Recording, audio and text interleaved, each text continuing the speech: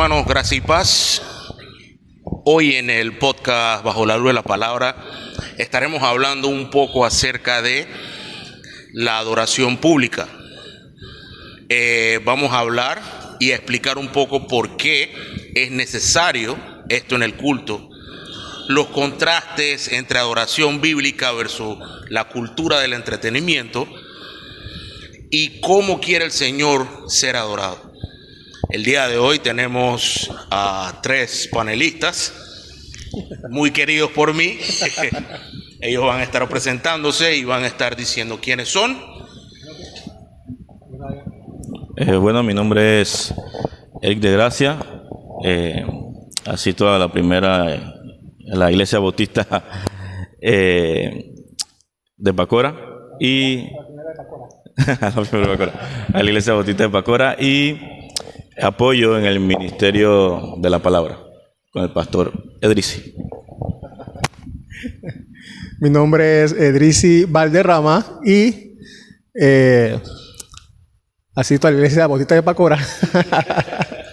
Y bueno, y qué bueno que podamos tratar este tema. Oramos que sea de bendición. Mi nombre es José de Gracia. También asisto a la Iglesia Bautista de Pacora y sirvo como diácono en este lugar. Muy bien, puede ser que ustedes nos vean un poquito nerviosos, pero no se preocupen, eso más adelante se va a ir mejorando.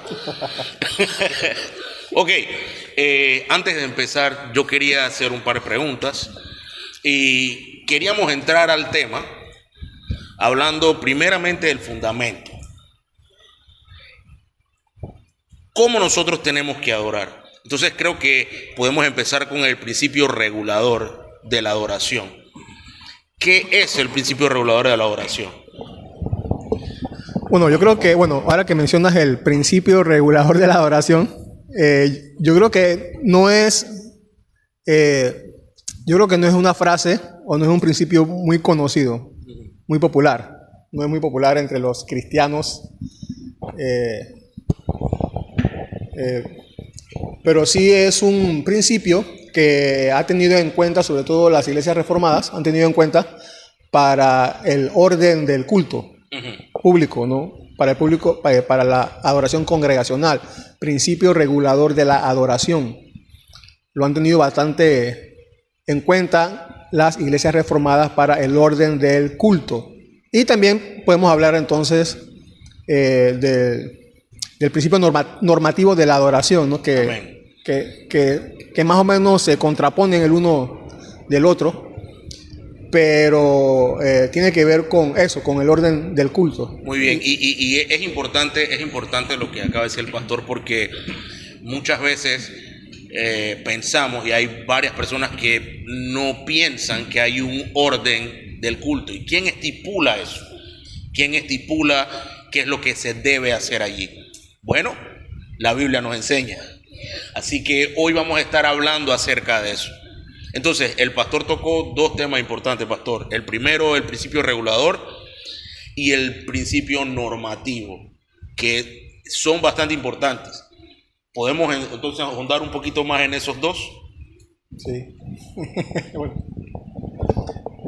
Bueno, el principio regulador de la adoración primeramente nace de una de las solas, que es la sola escritura, y entonces la sola escritura enmarca de que nosotros hacemos todo de acuerdo a lo que nos indica la palabra de Dios. La palabra de Dios es nuestro marco, nuestra guía, nuestra norma.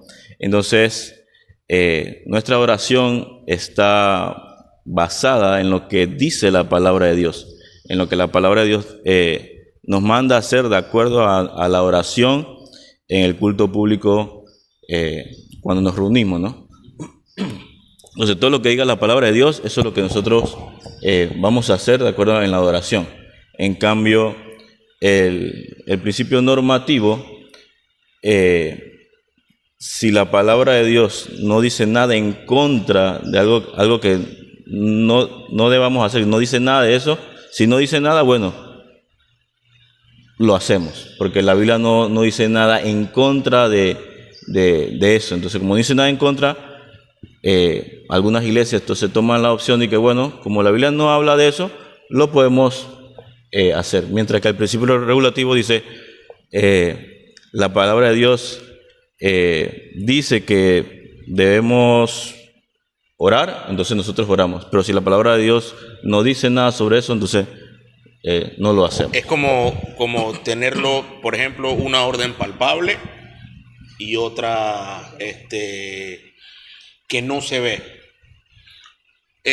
Mire que hay historias en la Biblia con relación a esto y lo pregunto porque sí entiendo que nosotros no podemos adorar a Dios como nos da la gana. Un ejemplo de eso creo que está en Levíticos 10, hablando acerca de Nadab y Abiú. Podemos ahondar qué tiene que ver o por qué son relevantes para estos temas. Sí, pero antes de ir allá, también quiero ampliar la idea del principio Claro que sí. regulador de la adoración, porque, como decía Eric, está basado en la sola escritura. Todos los cristianos creemos que la Biblia es nuestra última regla de fe y práctica, y todos los cristianos decimos que somos bíblicos. Todas las iglesias decimos, si vamos haciendo una encuesta por las iglesias, y todos van a decir que son bíblicas, Sí. ¿no? Pero muchas veces esa creencia no se refleja en el culto público. Así es. Decimos que somos bíblicos, pero esa creencia no se evidencia en nuestro culto público. Entonces, además, como también ustedes han dicho, el principio regulador busca entonces qué dice la Biblia con respecto a nuestra adoración pública. Entonces, o sea, somos bíblicos, vamos a ver qué dice la Biblia con respecto a cómo debemos adorar públicamente, congregacional. Porque la Biblia tiene mucho que decir sobre cómo debemos adorar. O sea, no nos deja nada, como vamos a ver el ejemplo que mencionas, y también otros más. La Biblia no nos deja a nuestra imaginación, a nuestra creatividad, ordenar el culto público de la adoración. Amén. Y creo que tiene razón ahí, pastor, porque siendo honesto, en el pasar de los años que he visto, recuerdo que muchas veces en otras congregaciones nosotros veíamos que la iglesia no había un orden estipulado porque no seguíamos en realidad lo que era bíblico. Y para poner un ejemplo así, había de repente, si se cantaba y se sentía que era el Espíritu Santo, ahí no se predicaba. Ese es un ejemplo. Y no había orden de eso. Entonces, creo que esto es importante. Sí. Mira, permítame leerle lo que dice la confesión de fe. Claro que sí. Algunas confesiones, algunas con respecto a esto. Dice, sobre todo la confesión bautista de fe, dice, la confesión bautista de fe, dice, la manera aceptable de adorar al verdadero Dios está instituida por Él mismo. Y creo que todos los cristianos vamos a estar de acuerdo, ¿no? Sí. Amén. Todos van a decir amén, pero la diferencia está entonces en la práctica. Ahí se va a ver si realmente creemos esto o no. La manera aceptable de adorar al verdadero Dios está instituida por Él mismo, y está limitada por su propia voluntad revelada, o sea, en la palabra, de modo que no debe ser adorado según las imaginaciones y designios de los hombres, ni según las sugerencias, mucho menos, de Satanás, bajo ninguna representación visible o de cualquier otra manera no prescrita en las Sagradas Escrituras. Entonces, podemos decir que esta definición del principio regulador de la adoración es que nosotros adoramos lo que está explícitamente ordenado por la Biblia. Amén. Explícitamente o lo implica claramente. Amén. Eso es lo que, si está ordenado en la Biblia, lo hacemos. De manera explícita o de manera implícita, pero clara. Ahora, lo que hace la diferencia con el principio normativo es que, como decía Eric hace un momento también, que aunque la Biblia no lo diga ni explícita ni implícitamente, pero no vemos nada malo, entonces también lo podemos implementar. Exacto, que vaya en contra culto. de lo que ya está explícitamente explicado. Entonces esa es la diferencia entre el principio normativo y regulador. Un ejemplo. En muchas iglesias se canta cumpleaños en el culto público. Entonces, aunque ellos no lo sepan, están siguiendo el principio normativo de la adoración, porque están incluyendo algo que no es malo, pero no está ordenado en la Biblia como parte del culto público. Pueden ser testimonios, Entiendo. testimonios personales, ¿no? Entonces, Sí. el hermano Carlos va a pasar a dar su testimonio, ¿no? Un culto público el domingo, ¿no? O un especial. Correcto, eso por ejemplo cuando antes de la prédica, y eso creo que se practica bastante todavía en varias iglesias, alguien da un especial antes de. Sí. Ese es parte del principio normativo. Y se entiende. Oh, qué bien. Buen ejemplo. Ahora con el ejemplo de Nadab y Abiú, no sé si alguien más quiere hablar Sí. sobre eso. Y pregunto porque es un caso que creo que se conoce bastante. Entonces, El más popular, ¿no? exacto, creo que es el más popular de todos. Pero no quiere decir que sea el único. Así es. Como vamos a ver, toda la Biblia habla sobre esto, ¿no? Sí. Toda la Biblia, de Génesis hasta Apocalipsis. Que exactamente. Yo creería también importante mencionar que no hay una mejor manera de comenzar que saber que este principio regulativo, como bien han dicho, es parte de lo que la Biblia dice, porque Dios ya lo ha ordenado. O sea, no hay nada que inventar, no hay nada que un esfuerzo mayor, voy a ver qué puedo hacer yo por Dios, sino más bien, ¿qué dice Dios que tengo que hacer o cómo tengo que conducirme dentro de la iglesia, del culto? Obviamente este ejemplo es muy bueno porque ya Dios había ordenado algo. O sea, no es que yo voy ahora, como Nadab y Abiú, buscar qué más puedo hacer, qué más, algo adicional. Sí, Dios me mandó a hacer esto, pero, hombre, yo si le añado esto adicional, voy a botarla, ahora Dios me va a ver con mejores ojos. Y creo que ahí es donde debemos tener cuidado, porque termina pasando lo que pasó, que el Señor les quitó la vida por estar inventando cosas que no deberían haber hecho. Ahora, los que quisieran saber un poquito más, les exhorto fervientemente, léanse Levíticos 10. Ahí pueden ver detalladamente. Ahorita no lo vamos a hacer, pero léanlo detalladamente, que eso tiene mucho que ver con el principio regulador de la adoración. Y no, la idea de hoy no es de manera enfática dar un estudio sobre el principio regulador de la adoración. Como tú dices, también hay mucho material para estudiarlo en el internet, que la gente puede acceder sobre el principio regulador de la adoración y el normativo, y también entonces lo invitamos a que puedan buscar en internet mucha más información sobre eso. Exactamente. Así que no es solamente ahora, pero vamos a estar poniendo también en los links de abajo donde más también pueden tener información sobre esto. Así que también van a poder seguir viendo. Sí. Lo que voy a decir también era que es un ejemplo popular, pero hay otros, quiero mencionar de manera rápida. Por ejemplo, comenzando con Caín y Abel, que los dos ofrecieron una adoración al Señor, ¿no? Entonces Dios se agradó de la ofrenda de Abel, no la de Caín. Exacto. Porque ya Dios había estipulado cómo se debía adorar, ¿no? También está la adoración de los patriarcas, por ejemplo, ¿no? Con Abraham, Isaac, Jacob, que también sabían cómo deberían adorar al Señor. Ya entramos entonces a la ley de Moisés. Por ejemplo, en Éxodo 20, cuando Dios da los 10 mandamientos en su introducción, Él dice que Él ahí ordena, estipula, regula cómo debe ser su adoración, ¿no? Amén. No adorarás de esta manera, no lo harás de esta manera. Dios regulando su adoración, parte de los mandamientos que Él daba. Por supuesto, en las instrucciones con respecto que da para en Levíticos, que es parte de esto de Nadab y Abiú, como sacerdotes, fuego extraño, como conocemos. Y fíjate, ahí vemos cómo Dios, cuando se lee Levíticos, que normalmente la gente los cristianos no queremos leer, porque hay muchas reglas precisamente, ¿no?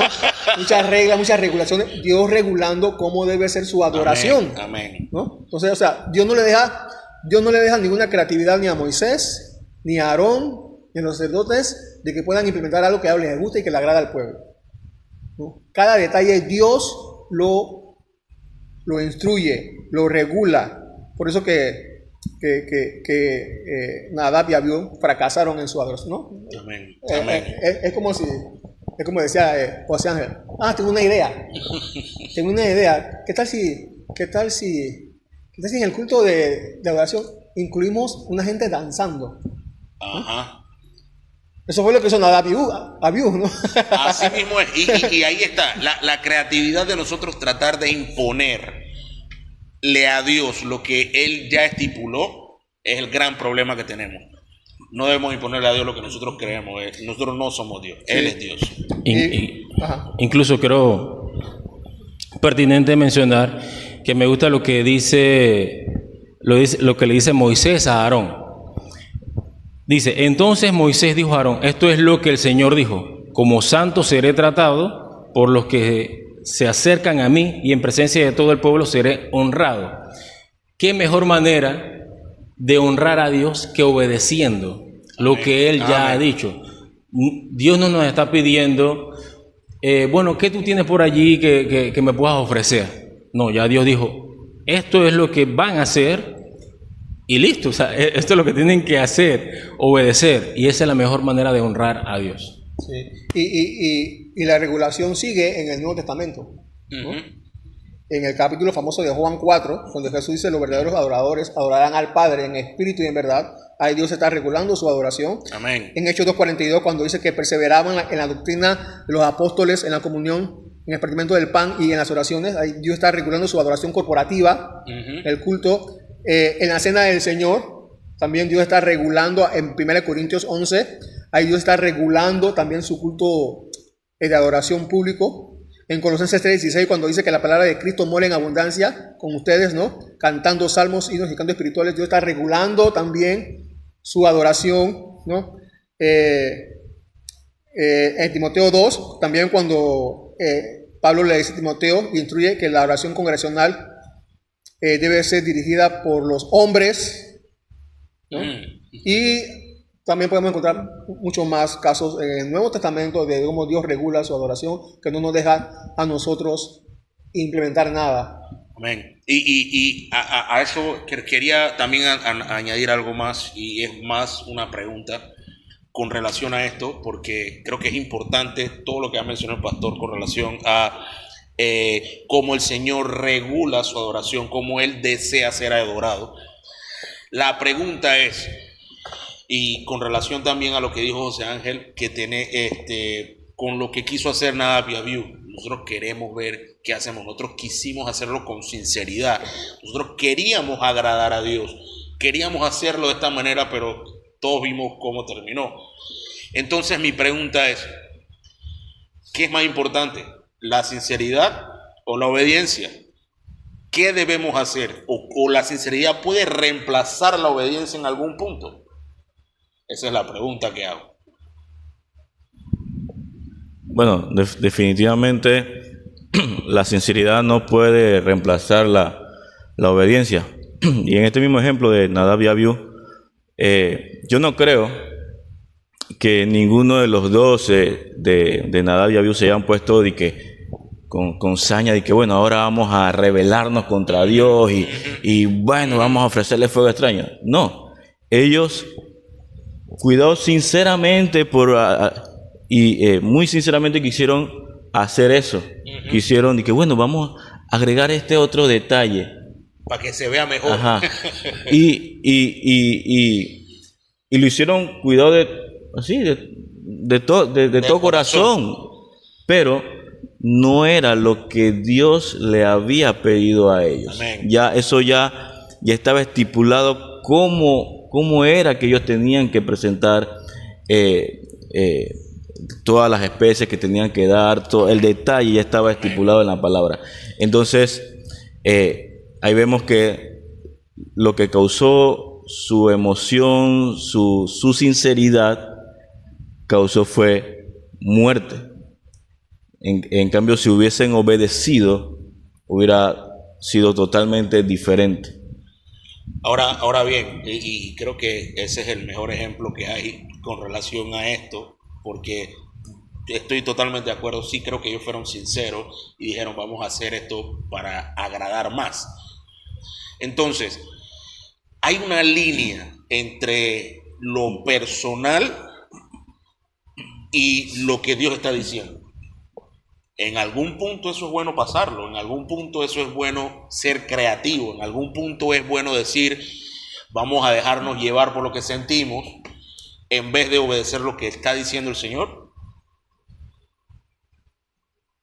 Bueno, ahí creo que hay algo que tener muy en cuenta y muy claro, como decía mi hermano. La sinceridad no es mala, obviamente. Sinceridad es algo que el Señor también pide, pero la sinceridad no puede estar por encima de la obediencia. Amén. Yo creo que si nosotros sabemos cuál es la prioridad, la obediencia, pero también hacerlo con sinceridad, podemos entonces presentarnos a Dios de manera genuina, pero siempre cumpliendo con lo que Él ha ordenado en su palabra. Amén. Entonces no podemos dejarnos llevar por las emociones, porque esto es lo que yo siento, esto es lo que yo quiero, y no se trata de nosotros, como tú bien lo has dicho, se trata de Dios. ¿Qué quiere Dios? ¿Cómo quiere que nosotros nos presentemos ante Él? ¿Qué quiere que nosotros hagamos? Y esa debe ser la pregunta. ¿Qué Dios está pidiendo de nosotros? Amén.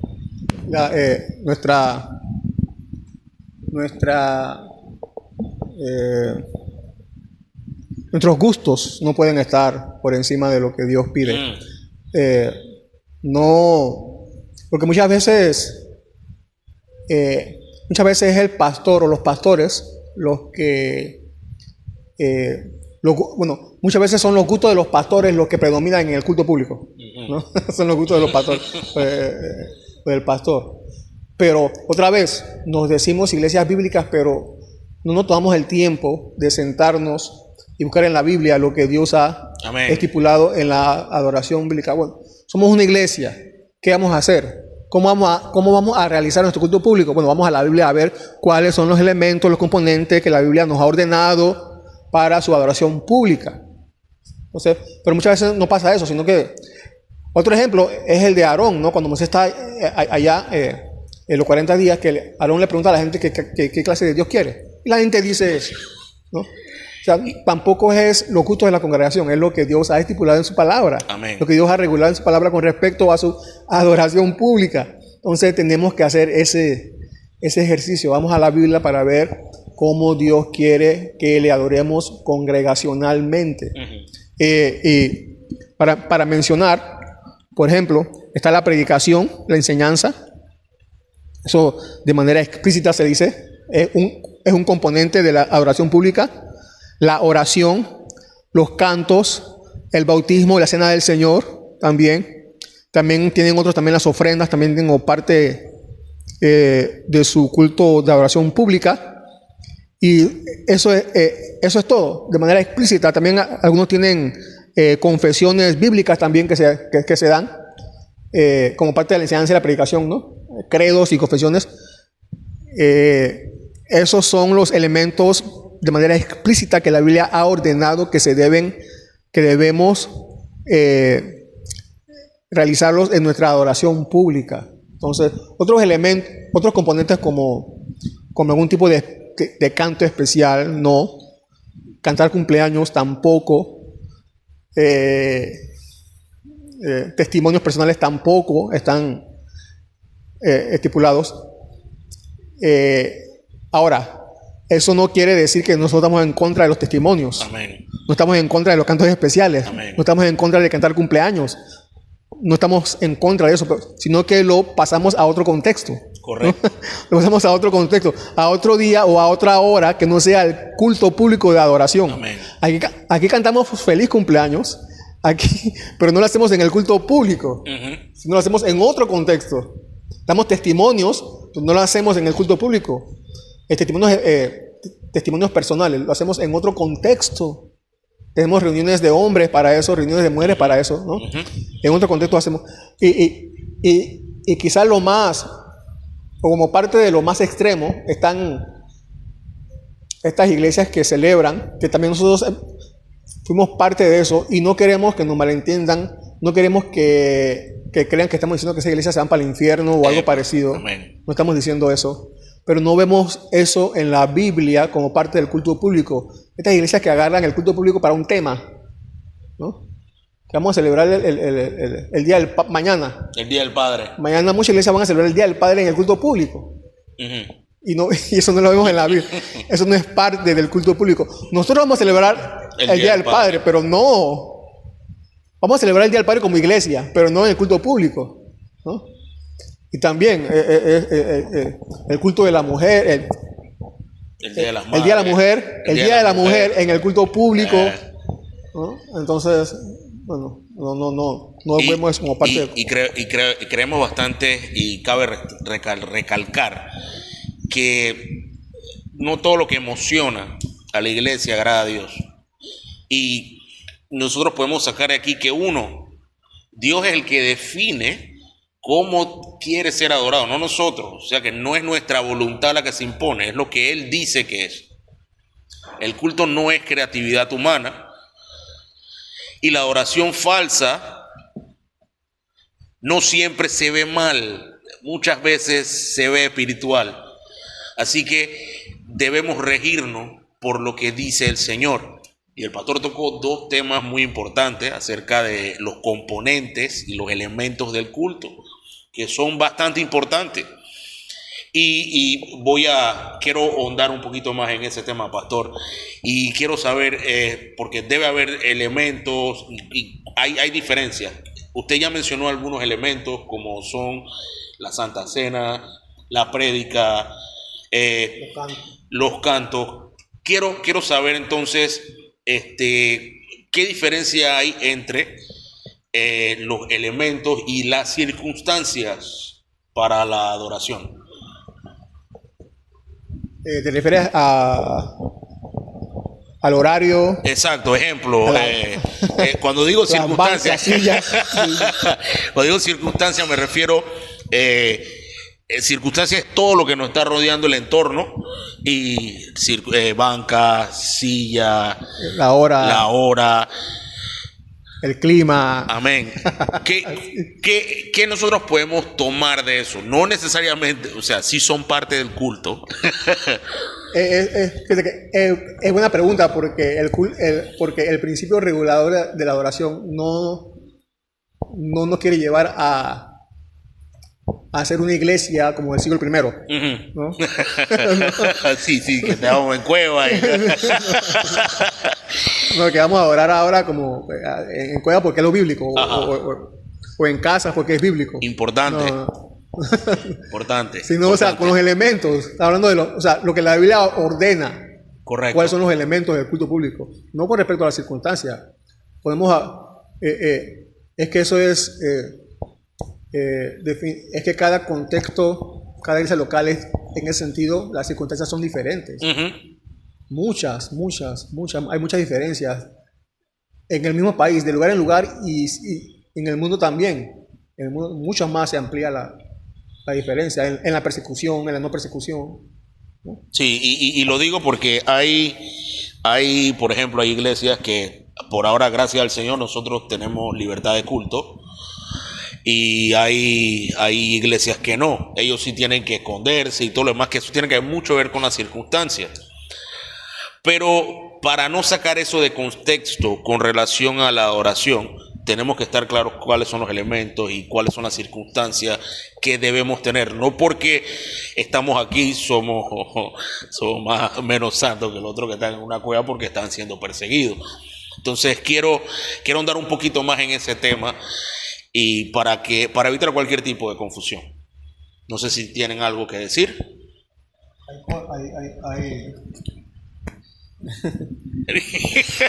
Se lo hace para que hablar y me la pasa a mí. Sí. Definitivamente que hay, por ejemplo, los diferentes horarios. Los diferentes horarios, eso depende de cada contexto, del lugar donde se reúnan las personas. No es lo mismo reunirse no es lo mismo un horario quizás en la ciudad que en un pueblo remoto. El horario varía. Podemos hablar también tenemos libertad en el horario. Tenemos libertad en cómo, inclusive, ordenar las bancas. En todo eso sí hay libertad, ¿no? Ordenar las bancas. Eso depende del contexto del lugar donde estemos y la iglesia y el presupuesto que tengamos. Amén. Ahí, podemos hablar, entonces podemos hablar de que tenemos libertad. Ahí sí podemos ser creativos, ¿no? Con las bancas, el horario, si queremos aire acondicionado, qué clase de luces queremos, cómo queremos arreglar el templo de tal manera que no se vea feo. Entonces, creo que esas son las circunstancias que tú mencionas, ¿no? Sí, correcto. Quería hablar acerca también, ya moviéndonos un poquito más adelante, vamos a hablar acerca de un elemento. Quiero hablar de este elemento porque he visto varias veces, y lo he visto bastante, por ejemplo, cuando uno lo ve por YouTube, internet, que hay un periodo de alabanza en una iglesia. Ese periodo de alabanza de 1587 horas. Luego que sucede el periodo de alabanza, el pastor llega y dice: yo no tengo que predicar. ¿Por qué la predicación debe ser importante? ¿Por qué uno puede obviar la predicación y simplemente decir: yo no tengo que predicar? ¿En qué se basa eso? ¿Y qué es lo que debe ser en realidad? Sí. Es la pregunta. ¿Qué es lo que debe ser en realidad?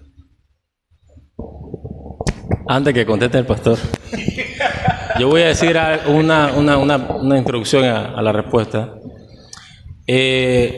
¿Por qué es importante de que elementos como la predicación sean el centro? Porque Cristo es el centro de la Biblia. Amén. Entonces, partiendo de allí, de que Cristo es el centro de nuestra predicación, por eso es que se le da tanta importancia. Porque Cristo debe ser predicado.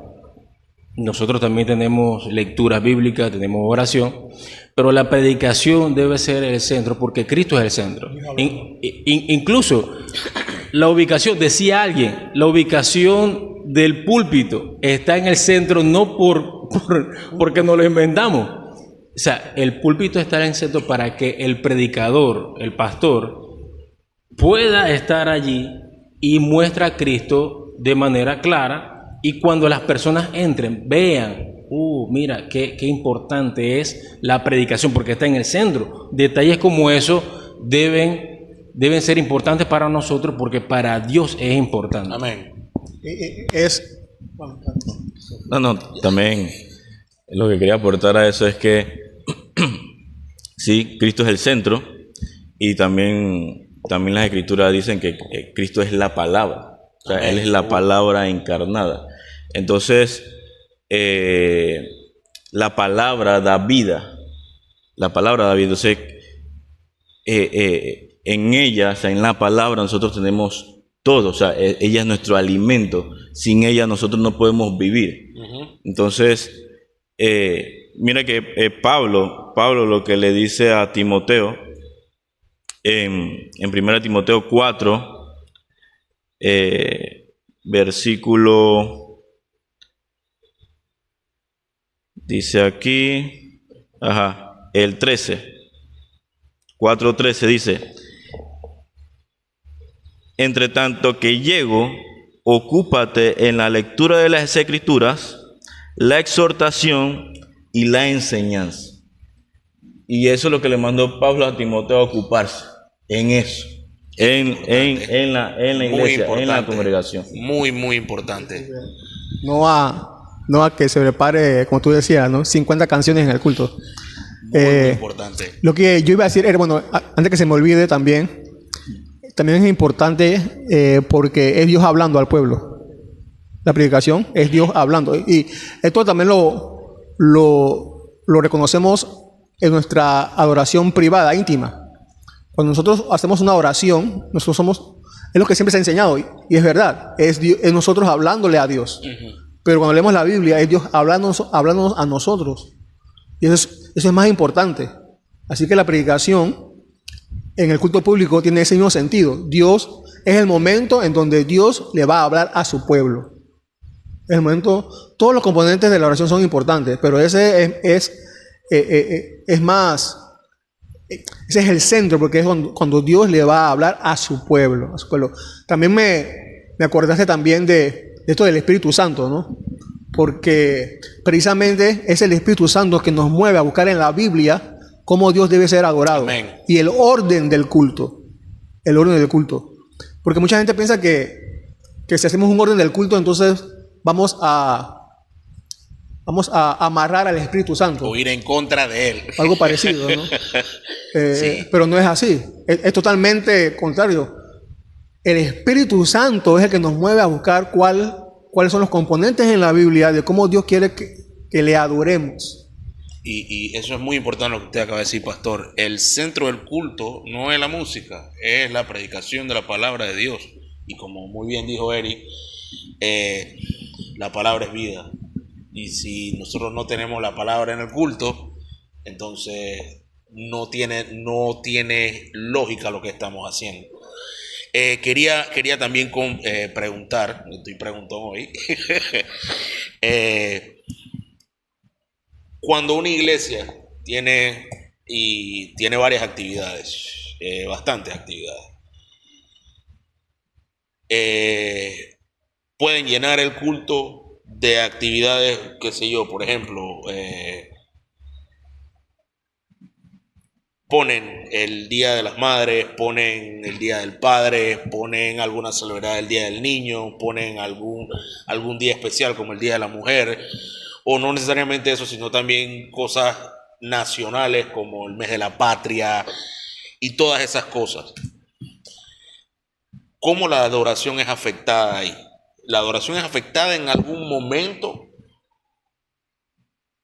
Y lo pregunto porque si es así, nosotros estamos viendo que el orden de culto no se sigue. Y cuando digo orden de culto no es que se sigue un orden step by step, paso a paso de lo que se dice, pero se añaden cosas que no tienen nada que ver con el culto. ¿Cuál es el peligro de eso? ¿Qué uno puede ver allí que puede hacer para evitar eso? Bueno, si bien es cierto, perdón, si bien es cierto, nosotros todo lo que hacemos debemos hacerlo para la gloria de Dios. Ahora mismo estamos en el Mundial y hay muchos futbolistas cristianos que están jugando para la gloria de Dios. Ajá. ¿Ok? Pero eso no quiere decir que ahora en el culto público yo pueda hacer eso.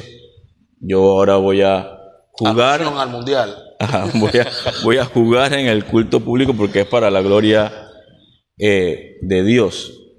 O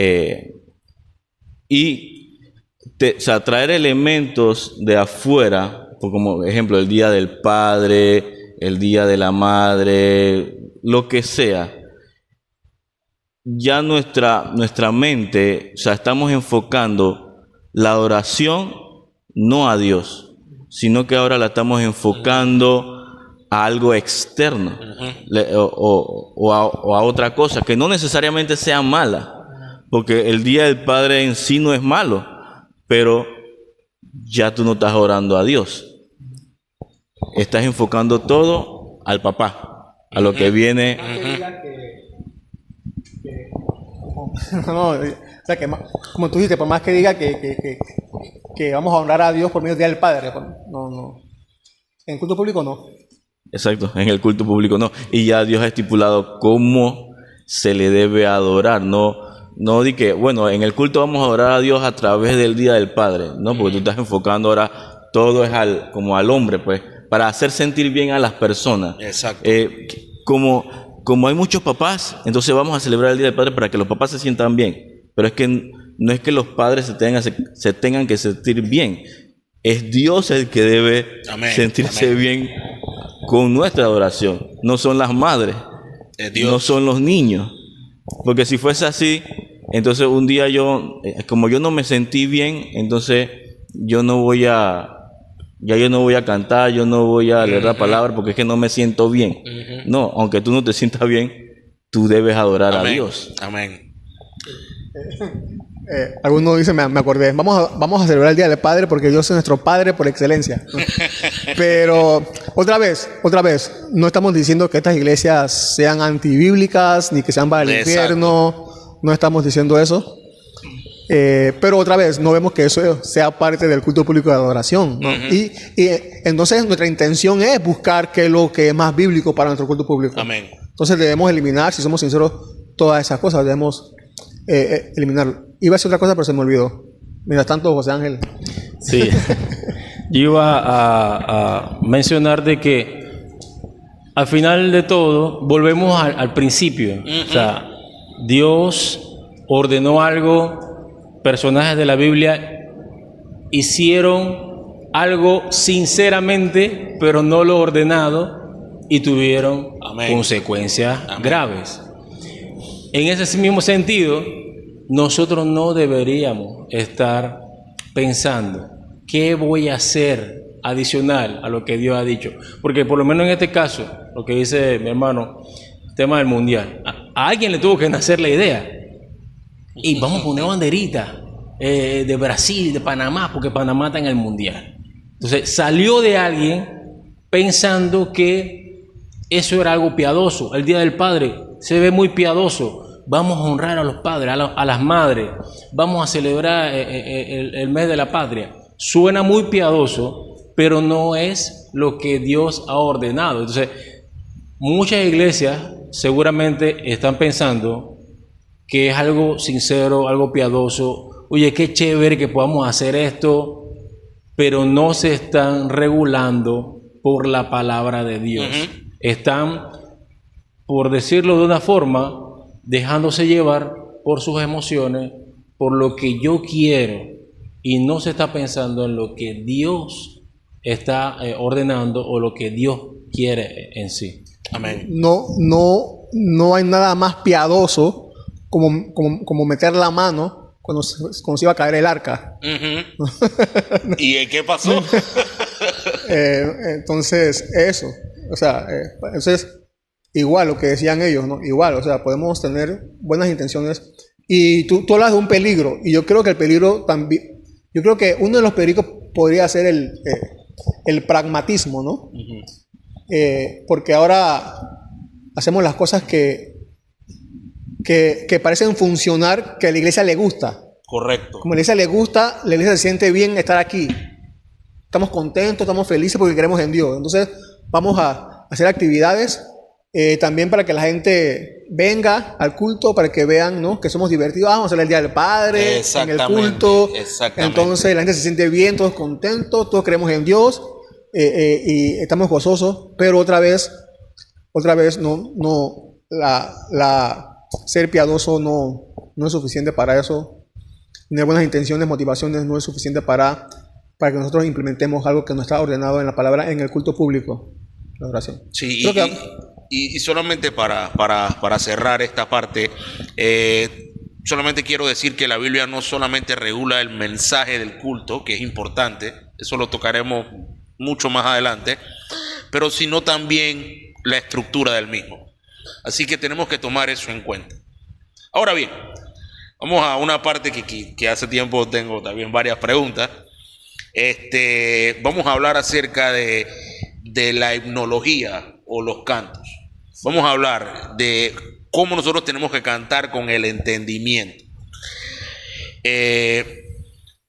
quiero hablar un poquito acerca de la música bíblica y el contenido doctrinal de lo que nosotros deberíamos reflejar en el culto de adoración pública.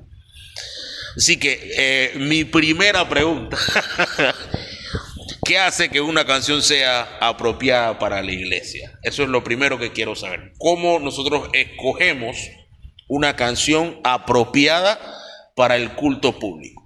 ¿Qué elementos tiene que tener esa canción?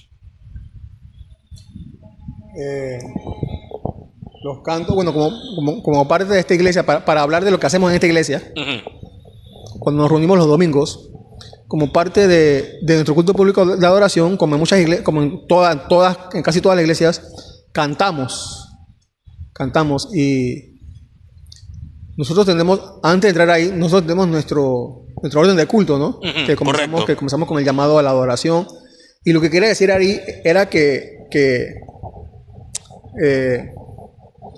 creo que cada componente que tenemos nosotros en el culto refleja lo que confesamos. Amén. Refleja lo que en el llamado a la adoración, que es lo primero que hacemos, refleja o manifiesta audiblemente lo que confesamos, ¿no? Cuando leemos la Biblia, tenemos la lectura, leemos un credo también, y ahí entonces manifestamos audiblemente lo que confesamos. Correcto. En la predicación manifestamos lo que confesamos. En nuestras oraciones también manifestamos lo que confesamos. En nuestros cantos también manifestamos lo que confesamos. Y yo creo que o sea, en ese sentido, el culto público, culto de adoración, cada domingo nos reunimos para confesar lo que creemos. Amén. Como pueblo de Dios. Cada iglesia local se reúne para confesar lo que cree. Leyendo, cantando, orando, predicando, es una reunión de confesión. Confesamos lo que creemos, ¿no? Y ahora, por medio de los cantos, confesamos lo que creemos. Y como dijo alguien, me gusta esa frase, alguien dijo, tu pregunta era ¿cómo escogemos la letra? La Biblia nos ordena hacer eso, ¿no? Porque, como dijo alguien, dime, no sé si han escuchado esa frase, dime lo que tu iglesia canta y te diré lo que creen. Lo que creen en tu iglesia. Y eso es muy importante. Y la razón de la pregunta es porque apegado a lo que nosotros debemos creer y con relación al entendimiento que tenemos que tener de lo que creemos, que es muy bueno lo que usted dijo, pastor, con relación a lo que creemos, nosotros expresamos eso en canciones. Entonces, ¿cuál es la forma correcta de hacerlo? Es la pregunta. No sé si es que, del pastor. antes de que José Ángel nos dé la explicación teológica,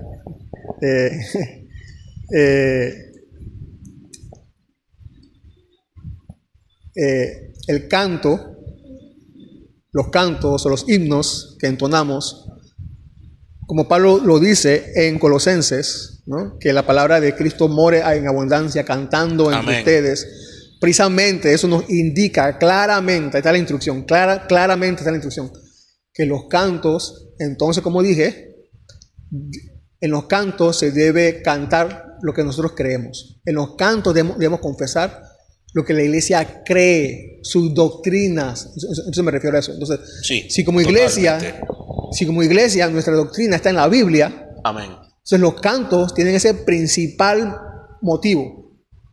Vamos a usar los cantos para cantar lo que creemos. Y lo que creemos está en la Biblia. Amén. Así que vamos a cantar lo que creemos. Entonces, hay nuestros sentimientos con respecto a nuestras bases para las letras pasan un segundo plano, tercer plano. Nuestros sentimientos o lo que yo creo acerca de la vida, o un día yo me levanté y sentí cosas bonitas de Dios, así que voy a escribirlo. No, entonces si los cantos son un medio, el medio que Dios ha dejado también en el culto público para que confesemos lo que creemos. Amén. Lo que creemos está en la Biblia. Entonces vamos a cantar doctrinas, o sea, enseñanzas bíblicas. Vamos Amén. a cantar enseñanzas bíblicas. Amén. ¿No?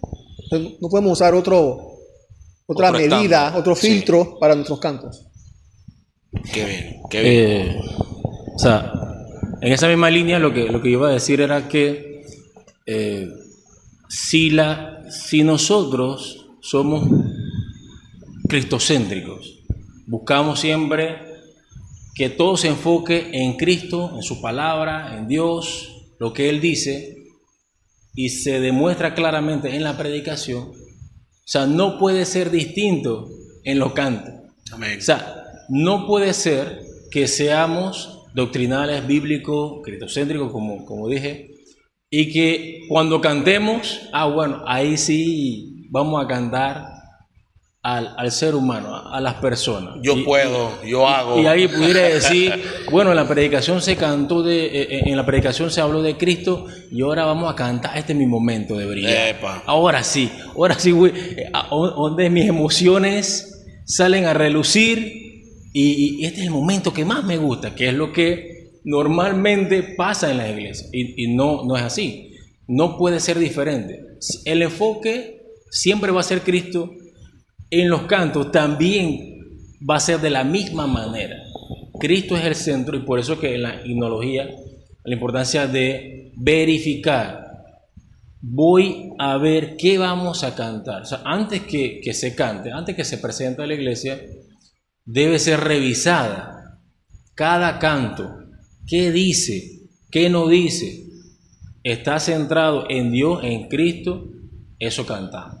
No debe ir dirigido a otra persona. Vamos a adorar a Dios. Venimos porque Dios nos invita a que vengamos. En su palabra dice, vengan a mis atrios a adorarme. Entonces, a eso venimos, a adorarlo a Él, no a nadie más. Y eso es importante. Mira que lo que acabas de decir, surge entonces la pregunta: ¿qué tanto tenemos que revisar lo que cantamos? ¿Qué tanto tenemos que escudriñar para comprender lo que cantamos? Porque si hablamos acerca de que tiene que ser cristocentro, cae la pregunta que hice al principio: ¿qué tanto cabe mi sinceridad o cómo me siento con lo que voy a cantar? Bueno, ahí se manifiesta mucho el pecado del ser humano en pensar que yo vengo a la iglesia, vengo al culto público para ver qué sucede o qué van a hacer los demás para hacerme sentir bien a mí. Es como que ¿qué quiero yo para que yo quiero que me canten esta canción porque esta es la canción a mí, esta es la que más a mí me gusta. La canción que más me gusta, quiero que la toquen. Y quiero que la toquen siempre porque yo quiero sentirme bien. Y es como dicen, no es para yo sentirme bien, es para Dios, para agradar a Dios, para adorar a Dios.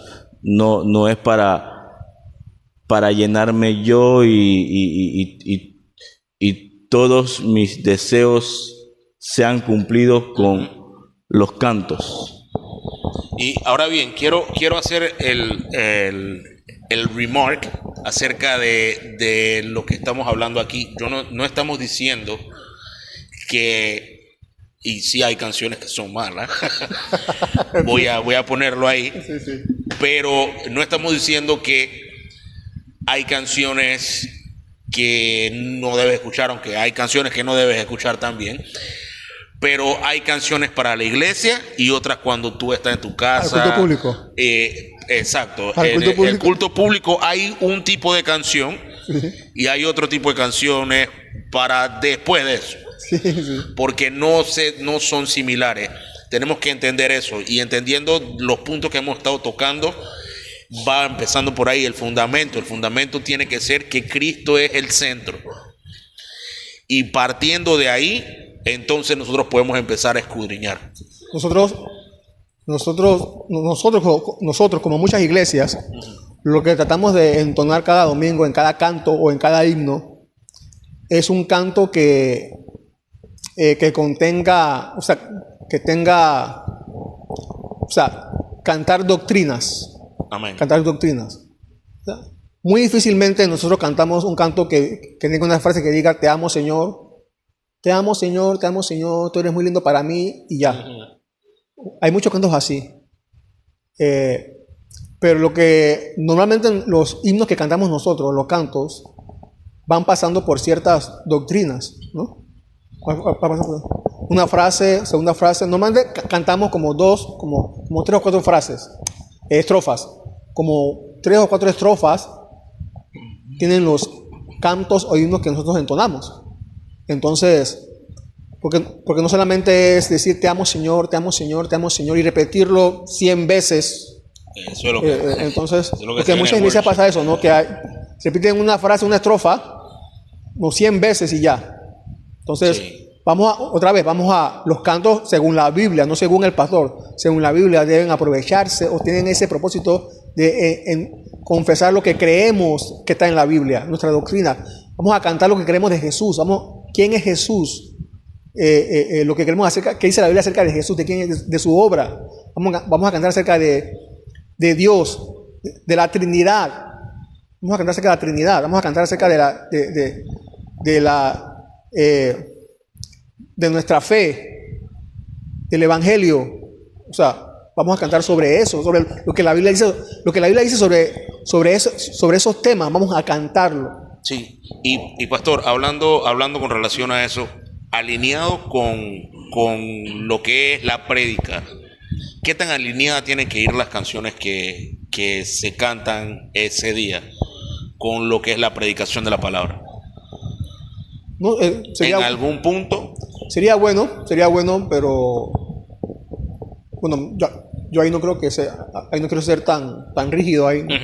Pero sería adecuado que las canciones estarían teniendo algún enfoque, alguna relación, ¿no? Iba a decir también que, como decía José Ángel, no sé si viene después, pero ya José Ángel lo tocó, y era el revisar las letras de las canciones. Y es que hay nos deben perdonar aquí, pero otra vez, ¿no? Creo que es una deficiencia de las iglesias. Que se dejan el tiempo de alabanzas. ¿A quién se le deja? A los adolescentes. Así es, ¿no? así es. Al muchacho que toca la guitarra. Al muchacho que toca la guitarra. Y el pastor se desliga. El pastor se desliga de eso. Tú tocas la guitarra, encárgate tú de eso. Entonces de la música, de los cantos congregacionales, se encargan los jóvenes de la iglesia, los muchachos de la iglesia. ¿Y qué canciones van a elegir los muchachos de la iglesia? ¿Cuáles? Las más populares, las que más les gusta a ellos. Las nuevas, las que más les gusta a ellos, ¿no? Las más populares. Sin tener, y lo digo un 99% seguro, sin tener en cuenta a los mayores de la iglesia, ¿no? A los demás adultos, a los niños, sin tener en cuenta nada. Entonces, es una deficiencia que tenemos en la iglesia. Entonces, el pastor debe estar involucrado. Creo que vendrá más adelante, ¿no? Sí. Los pastores deben estar involucrados al momento de revisar la letra de las canciones. El pastor tiene su responsabilidad. La responsabilidad del pastor es la enseñanza en la iglesia. Y los cantos son una forma de enseñanza. Así es. Que los pastores deben estar encargados de revisar la letra. Deben estar ahí todos los domingos revisando lo que van a cantar, qué se va a cantar. El pastor, otra vez, debe estar involucrado. Pásame las canciones para revisar qué se va a cantar. Esta sí, esta no. Es trabajo de los pastores hacer eso. Porque su responsabilidad es la enseñanza doctrinal en las iglesias. Y el canto no queda fuera de las enseñanzas, de las responsabilidades del pastor. Él tiene que revisar. Precisamente como todos sabemos, en siglos anteriores eran los teólogos los que escribían los cantos, los himnos. Amén. No eran los jóvenes de la iglesia.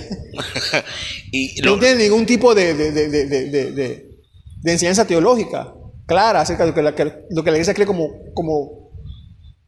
lo que la iglesia confiesa acerca de las doctrinas de la Biblia. Ellos tienen talentos que pueden ser enseñados, discipulados, para entonces después. Amén. entrar a servir. Y eso va también, por ejemplo, nosotros tenemos grupo de alabanza.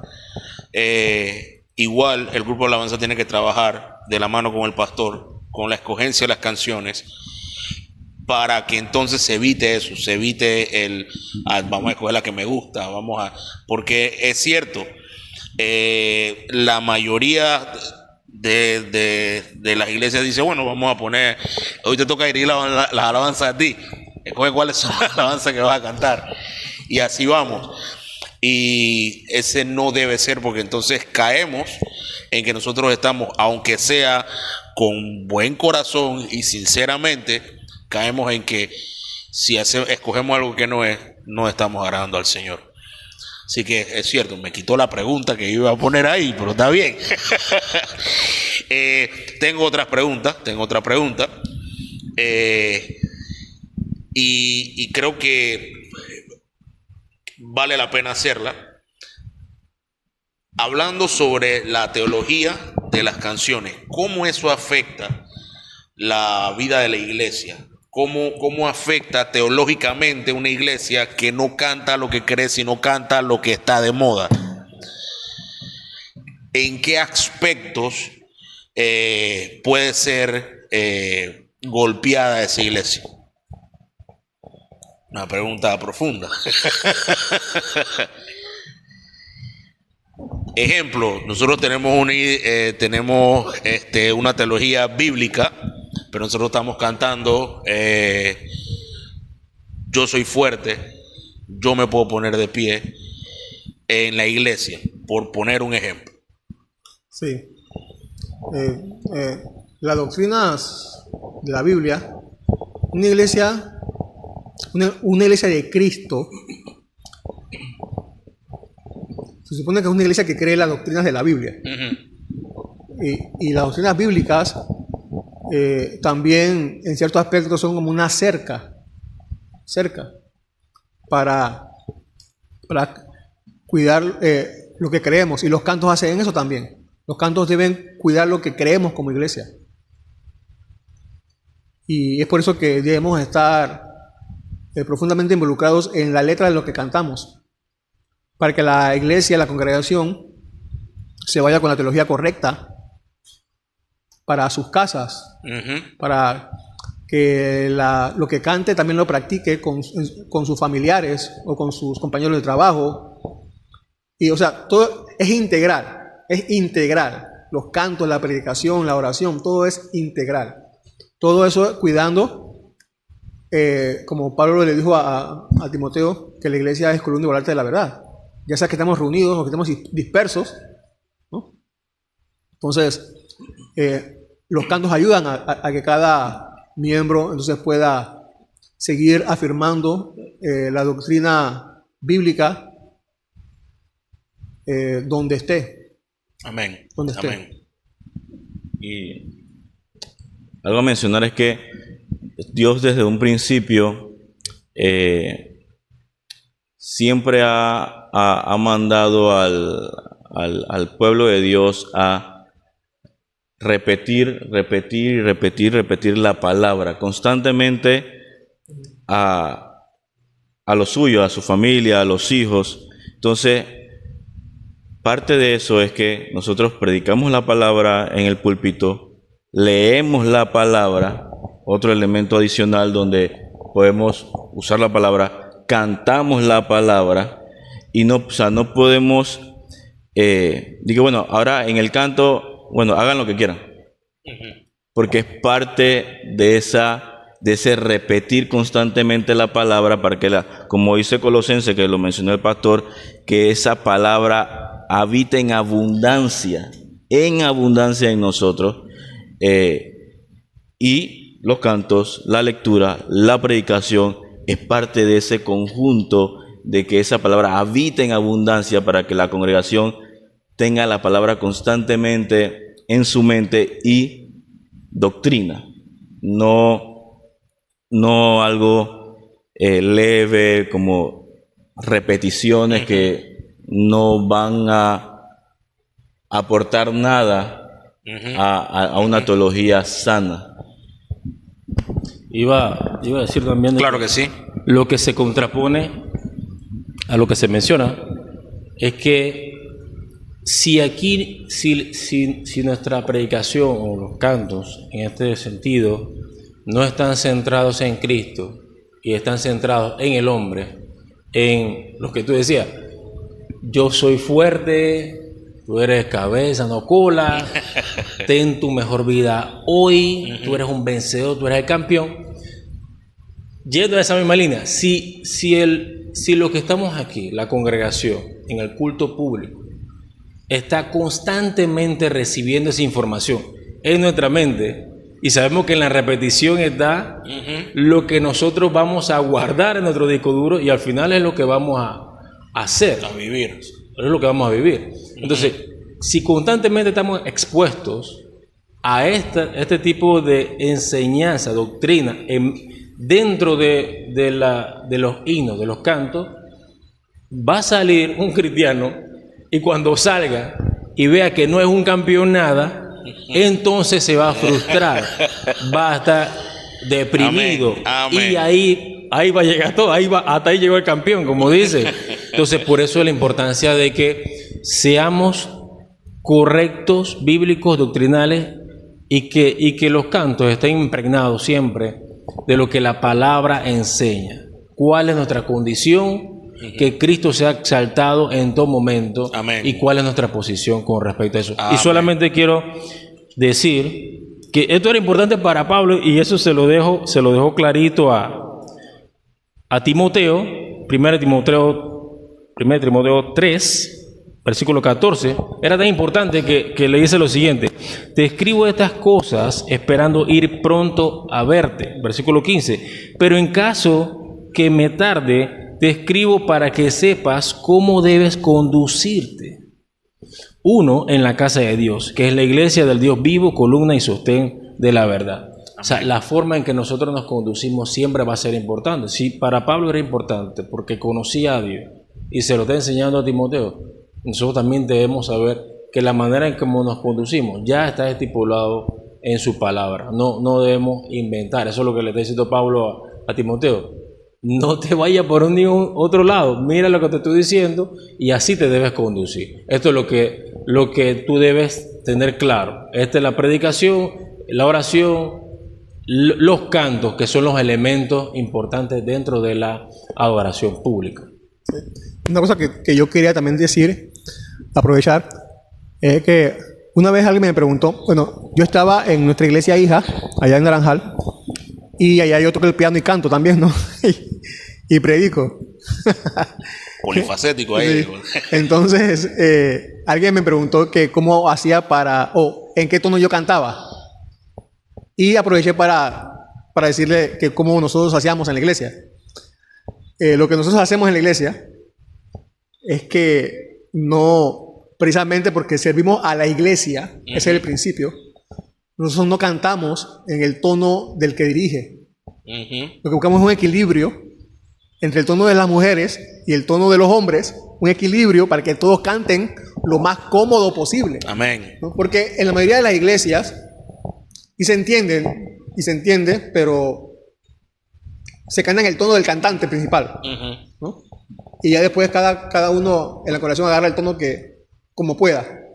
Pero nosotros inclusive en eso, nosotros estamos pendientes de que la iglesia cante, de que la congregación sea la que ella cante lo más cómodo posible. Entonces buscamos acá un equilibrio para que el cantante pueda entonar, él también, pero sobre todo el tono que la congregación cante mejor posible. Amén. Porque es que muchas veces los músicos se olvidan de la congregación y se concentran en ellos, ¿no? Entonces también es parte, porque la música debe servir para que la congregación adore. Amén. Y no, o sea, la música debe estar subordinada al canto congregacional.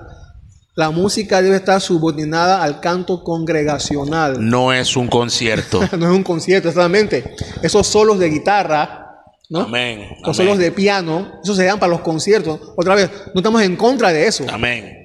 De los solos de guitarra o de batería, no estamos en contra de eso.